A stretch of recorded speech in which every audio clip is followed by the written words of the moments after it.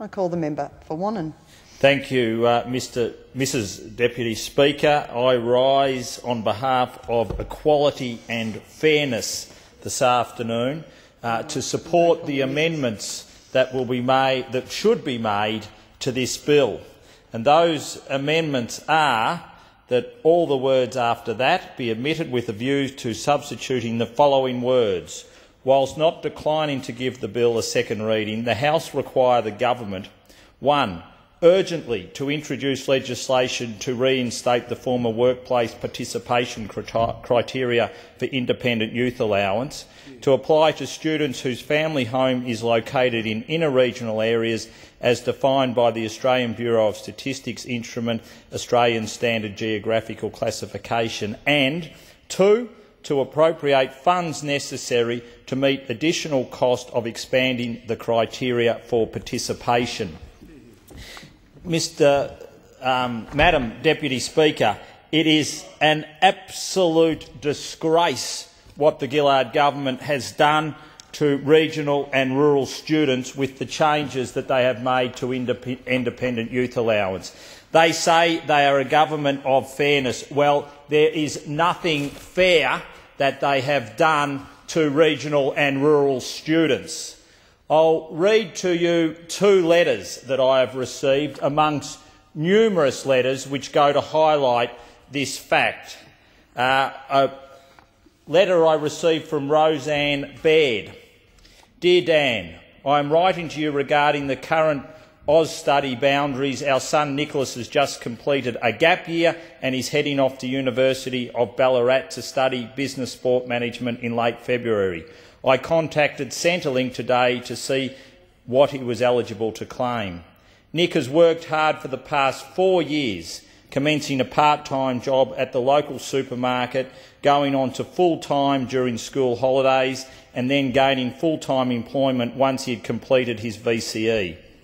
He resigned from the supermarket in December 2010 and commenced at the local abattoir working 40 hours per week. It is therefore very disappointing to discover that he is not able to claim AusStudy automatically, as we live in Stawell. 5 minutes drive from us at Deep Lead is in the eligible area. I am at a loss to understand how these kids are to further their education under this system. We are rural people and all should be treated the same, making life a little easier for our kids. I know we have to prove that Nick has earned X amount of dollars and worked X amount of hours. This will not mean that he will be eligible. It only gives him a chance. My husband and I earn just on $100,000 per year. Whilst it sounds okay, it is not enough to be able to support a full-time student and another child still at school. We are not eligible for anything under the family tax benefit because we earn too much. The only answer for this family is for my husband or I to get a second job to support Nick in his studies. I would be pleased if you would consider our plight on behalf of average working families trying to support our kids' education. A second letter that I've received from Anna Zebra. Dear Dan, it is with pleasure that I take the opportunity to write this letter to you after speaking with your office. I have been increasingly frustrated with the youth allowance situation and the fact that it directly disadvantages country students. I am more than happy for you to use our situation as an example and will outline our story. We have 4 children and at this stage 2 have chosen to pursue a tertiary education, which in both cases involves them moving over 2 hours from home to do so. We live about 10 minutes from Hamilton in a small town called Tarrington. Unfortunately, we are not in a financial position to support 2 children living away from home. My daughter Jazz completed Year 12 in 2008 and took a year off in 2009 to work and travel, then commenced her tertiary study in Melbourne in 2010. She qualified for youth allowance as an independent, having satisfied the requirements, and is continuing to study and support herself this year. My son Tyler completed Year 12 in 2009 and also took the following year off to work so that he could also qualify for youth allowance. Unfortunately, the requirements were changed, and who changed them? We know the Gillard government, in plight of their so-called fairness in this period, so that now, due to the zoning rule, he cannot receive the payment and will have to try to support himself in studies at Ballarat University. But his sister does. I will outline his situation in point form below. Completed Year 12, 2009. Accepted into Ballarat University, deferred position for 12 months to work. Worked full-time at Iluka for 12 months from November 09 to November 10. Tried to apply for Youth Allowance for tertiary study commencing in 2011, realising he would not be able to receive any payments until a full 18 months had passed from the time he finished Year 12. Satisfied all the requirements as an independent student except the residential location. Thus, due to this, he cannot receive any payments. Other students who live 10 minutes from us in towns such as Penshurst are zoned differently, so will be able to qualify. I hope that this is enough information for you to be able to use our case. So in that example, Madam Deputy Speaker, this poor boy, his older sister is getting independent youth allowance and going to university. He's met exactly the same requirements as she has, and he cannot. And fellow students who live 5 to 10 minutes down the road are also eligible to get independent youth allowance, but he is not. This policy is an absolute disgrace. It is unequal, it is unfair, and Julia Gillard, whose policy this is, Prime Minister Gillard, whose policy this is, should act to change it immediately. Because if she doesn't, she is disadvantaging regional and rural students. And I just want to touch on a few points that are relevant here, and go to the heart of the two amendments, which I would especially hope that all rural and regional members of the ALP, and I know there aren't a lot of them, would support us in making sure that these amendments are supported. Some facts about what we are dealing with. Finding full-time employment in regional areas and small communities is often very difficult for these students. So they have a hard time trying to just get the employment. So when they do, and when they qualify, we should enable them to get independent youth allowance so they can go and get a tertiary education.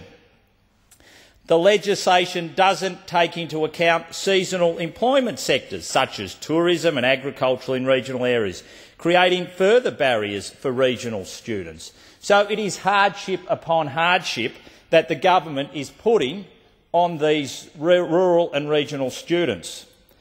Rural and regional students face significantly increased costs associated with relocating for study. Proven, factual, no debate. Everyone knows that this is true. Yet what we are seeing is a government who won't stand up and do the right thing by these students. Many regional students have no choice but to relocate to study. The major universities are in our capital cities. We have some, fortunately, in regional areas, and we have a very good university, Deakin, in Warrnambool in my electorate, and RMIT in Hamilton. But unfortunately, they do not offer yet the variety of subjects that all students need. So students are forced to go to the capital cities, and that costs them a serious amount of money.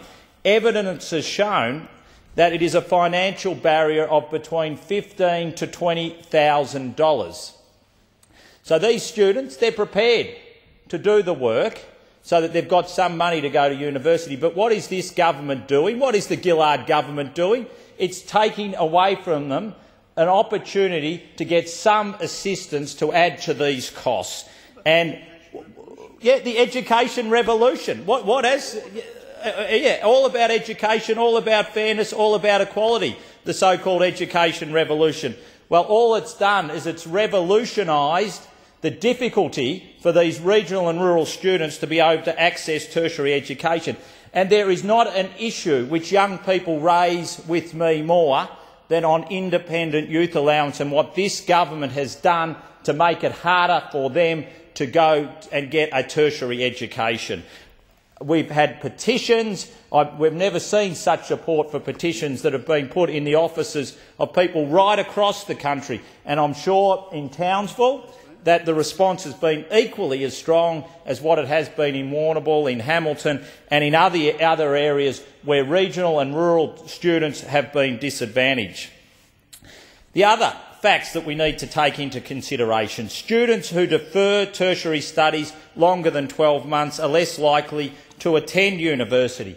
So it's not even a great policy in asking students to defer so that they can earn the income to qualify for independent youth allowance.